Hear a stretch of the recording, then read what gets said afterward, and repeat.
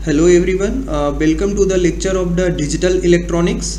इसके पहले लेक्चर में हम लोगों ने डिस्कशन किया था कर्नॉफ मैप का। कर्नॉफ मैप कैसे फाइंड आउट करते हैं, बूलियन अलजेब्रा में उसका कैसे हम लोग 2 वेरिएबल 3 वेरिएबल 4 वेरिएबल के लिए डिज़ाइन करते हैं। फिर उसके बाद हम लोगों ने देखा था कि एंड गेट, और गेट, नॉट गेट जो है वो डिजिटल सर्किट में कैसे इम्प्लीमेंट होता है ट्रांजिस्टर के साथ, डायोड के साथ। फिर उसका हमने logic truth table find out किया था। आज की क्लास में जो हम लोग डिस्कस करने जा रहे हैं वो है डिजिटल सर्किट। डिजिटल इलेक्ट्रॉनिक्स को बेसिकली हम लोग दो पार्ट में डिवाइड कर रहे हैं। एक होता है कॉम्बिनेशनल सर्किट और दूसरा sequential circuit.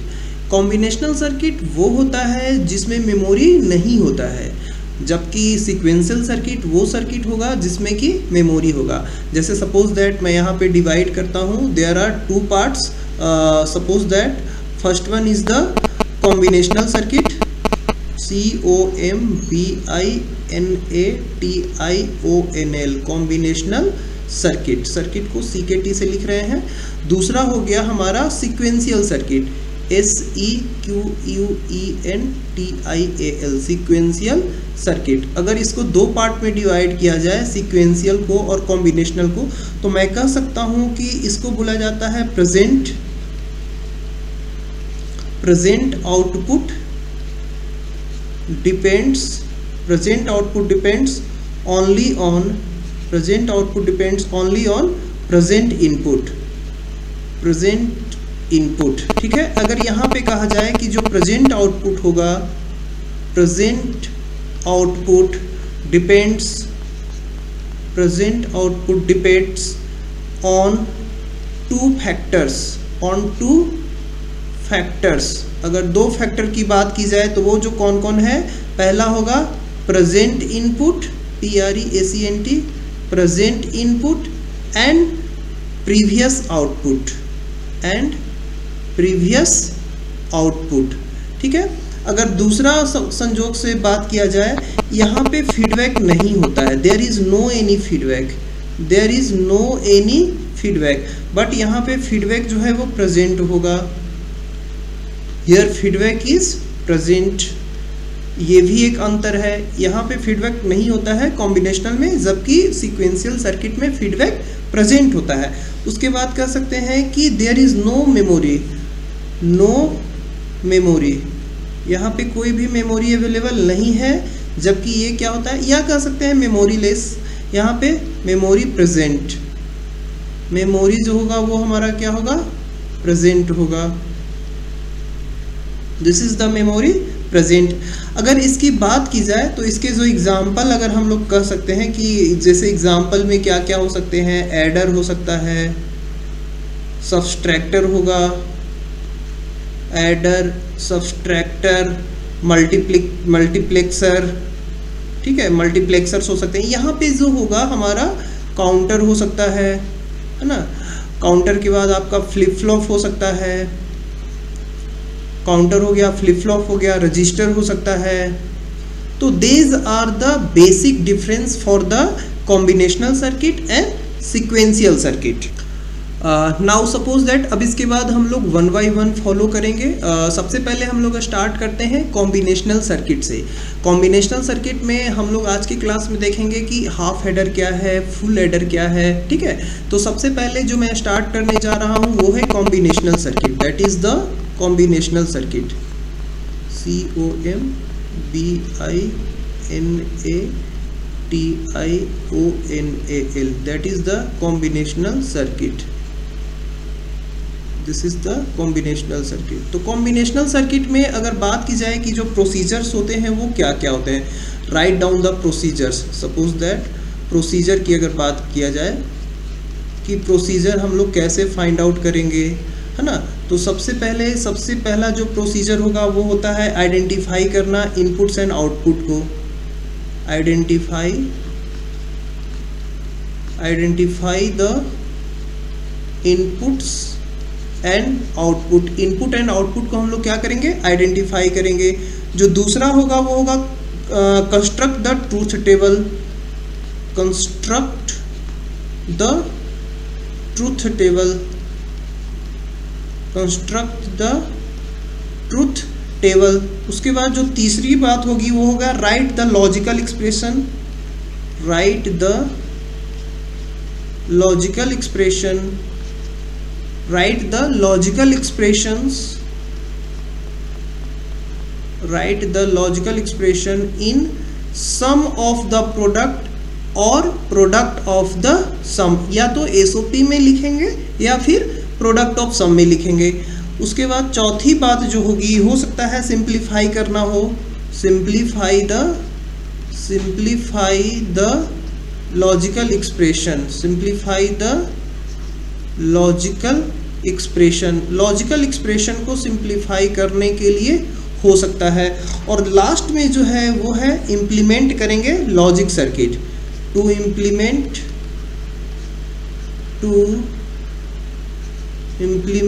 The logic circuit, to implement the logic circuit using logic gates, using logic gates. Logic gates को हमको क्या करना है, इम्प्लीमेंट करना है लॉजिक सर्किट में। तो these are the procedure for the combinational circuit. जो प्रोसीजर हम लोग फॉलो करने वाले हैं वो है, पहला आइडेंटिफाई करेंगे इनपुट एंड आउटपुट को, कंस्ट्रक्ट करेंगे ट्रूथ टेबल को, उसके बाद हम लोग लॉजिकल एक्सप्रेशंस लिखेंगे सम ऑफ द प्रोडक्ट या प्रोडक्ट ऑफ द सम के फॉर्म में। उसके बाद हम लोग क्या करेंगे, लॉजिकल एक्सप्रेशंस को सिंप्लीफाई कर लेंगे और उसके बाद लास्ट में हम लोग इम्प्लीमेंट कर लेंगे लॉजिक गेट्स को लॉजिक सर्किट में। तो these are the various steps design करने के लिए कॉम्बिनेशनल सर्किट का। नाउ सपोज दैट, अब हम लोग बात करते हैं कॉम्बिनेशनल सर्किट में जो सबसे पहला जो हम लोग डिस्कस करने जा रहे हैं वो है हाफ हेडर। तो हाफ हेडर को हम लोग यहाँ पे डिस्कस करेंगे कि हाफ हेडर बेसिकली है क्या, what is the half adder. तो suppose that half adder, this is the half adder. Basically half adder क्या होता है कि इसमें दो इनपुट्स होते हैं और दो आउटपुट होता है।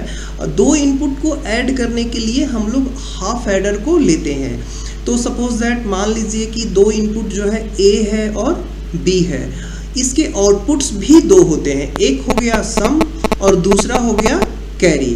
तो सपोज दैट अगर हम लोग इसको डिफाइन करते हैं तो इस तरह से डिफाइन करेंगे कि half adder is used, half adder is used,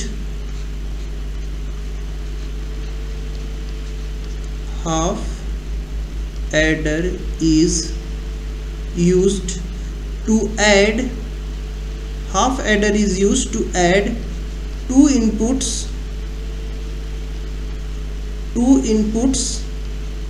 A and B, and it will provide two outputs, and it will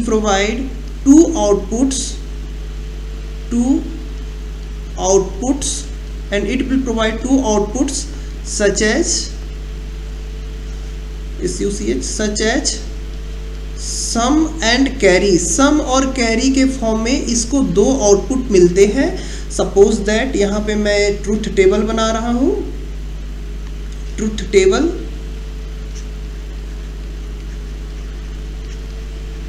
truth table की मैं बात करता हूँ हाफ हेडर का। तो सबसे पहले जो होगा input A, input B, output की अगर बात करते हैं तो सम और दूसरा कैरी, जो कैरी होगा। ठीक है, अगर इनपुट हमारा 0 0 है, 0 1 है, 1 0 है और 1 1 है, सपोज दैट, तो सम कहता है कि 0 0 पे ये क्या होगा, सपोज दैट 0 0 पे ये क्या होगा, 0 होगा और कोई भी कैरी नहीं होगा। उसके बाद अगर हम लोग 0 1 को ऐड करते हैं तो सम क्या कहता है 1, कैरी क्या कहता है 0। उसी तरह से अगर हम लोग 1 और 0 को ऐड करते हैं तो सम क्या होगा 1, कैरी क्या होगा 0। उसी तरह से अगर हम लोग 1 1 को ऐड करते हैं तो सम होता है 0 और कैरी होता है 1।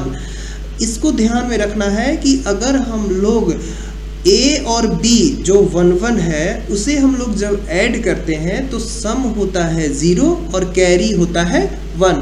तो this is the truth table, ये हमारा ट्रूथ टेबल है जो कि हाफ एडर के लिए है। This is the input output, ये इनपुट आउटपुट दोनों है इसमें। इसको हम लोग इस तरह से लिख सकते हैं कि ये जो पहला पार्ट हो गया वो इनपुट हो गया और ये जो दूसरा पार्ट हो गया वो आउटपुट हो गया। ये हमारा इनपुट पार्ट है और ये हमारा आउटपुट पार्ट है। This is the output part and this is the input part.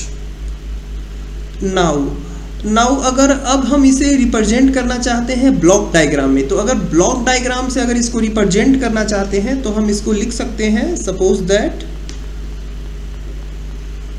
इसको इस तरह से रिप्रेजेंट कर सकते हैं, है ना।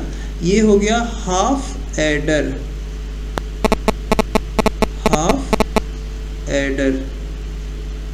ठीक है। इसमें दो इनपुट्स हो गए ए और B, input A input B. Output दो हो गए हमारे, एक हो गया सम और दूसरा हो गया carry. This is the sum and this is the carries. ये हो गया हमारा सम एंड कैरी। नाउ अब अगर बात करते हैं हम लोग क्वेश्चंस ऑफ जो पैटर्न्स होते हैं वो किस तरह से आते हैं। सपोज दैट पहला क्वेश्चन मैं ये लिख रहा हूँ, to write the logical expression, to write the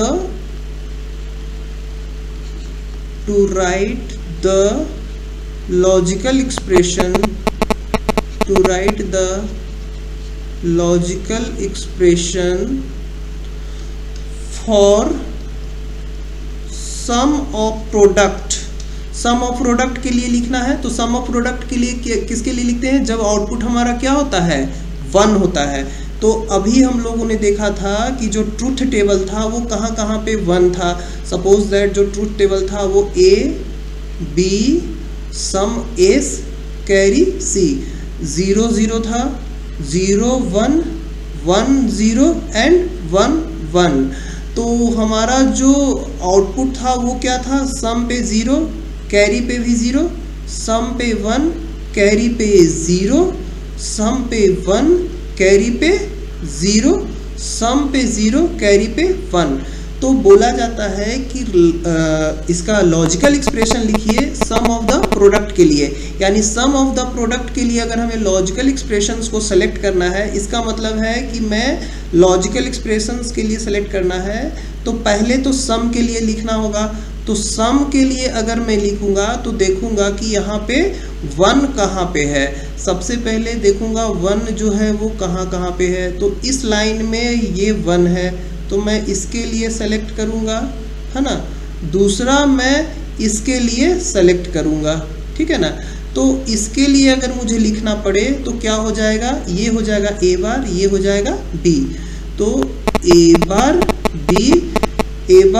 B, फिर दूसरा जो है ए बी बार, दूसरा क्या हो जाएगा ए बी बार। ए बार क्यों हुआ, चूंकि ए 0 है, बी हो गया। दूसरा लाइन मुझे सेलेक्ट करना है ये लाइन, चूंकि यहाँ 1 1 है तो ये हो गया 1, ये हो गया, चूंकि 0 है तो बी बार हो गया। तो सम का जो आंसर आएगा वो A B bar plus A bar B. अगर हम लोग कैरी की बात करते हैं, सपोज दैट कैरी की बात करते हैं, तो कैरी के लिए हम लोग सिर्फ इसको सेलेक्ट करेंगे। अगर कैरी की बात करते हैं तो मैं ये सेलेक्ट कर रहा हूँ, कैरी में ये सबसे लोअर लाइन होगा। तो कैरी के लिए क्या हो जाएगा, 1 के लिए हमें देखना है ए बी, यानी जो कैरी होगा वो हो जाएगा ए बी। यानी मुझे ध्यान रखना है कि जो ट्रूथ टेबल बना है उसी से फाइंड आउट करना होता है सम और कैरी का।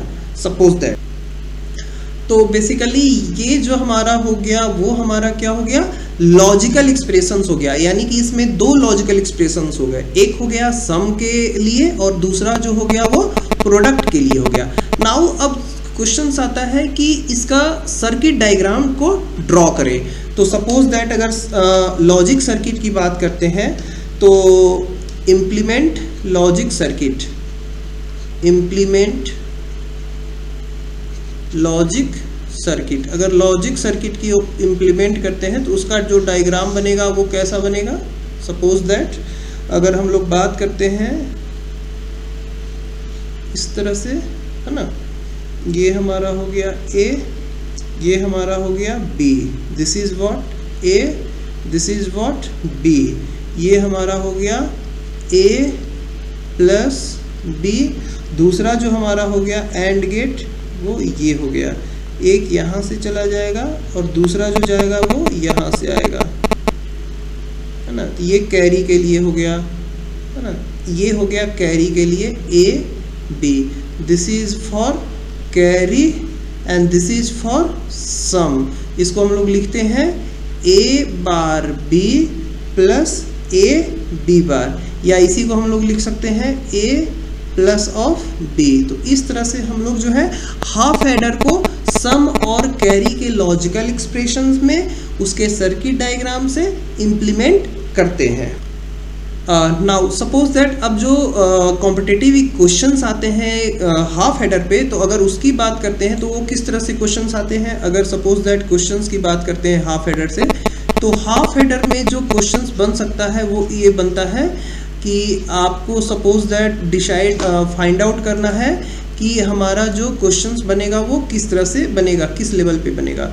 तो अगर हाफ हेडर की मैं बात करता हूँ तो वो हो गया, सबसे पहले तो आपको सम पूछा जा सकता है कि what is the logical expression of sum. Carry का आपका पूछा जा सकता है।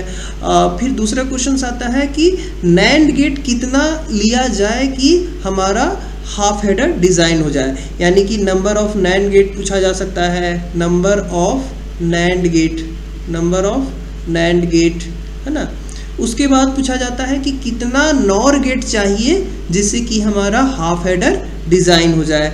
तो नंबर ऑफ नॉर गेट भी कह सकते हैं, नंबर ऑफ नॉर गेट। तो नॉर गेट से भी हम लोग नॉर गेट भी पूछा जाता है कि कितने नॉर गेट इम्प्लीमेंट होगा हाफ हेडर के लिए।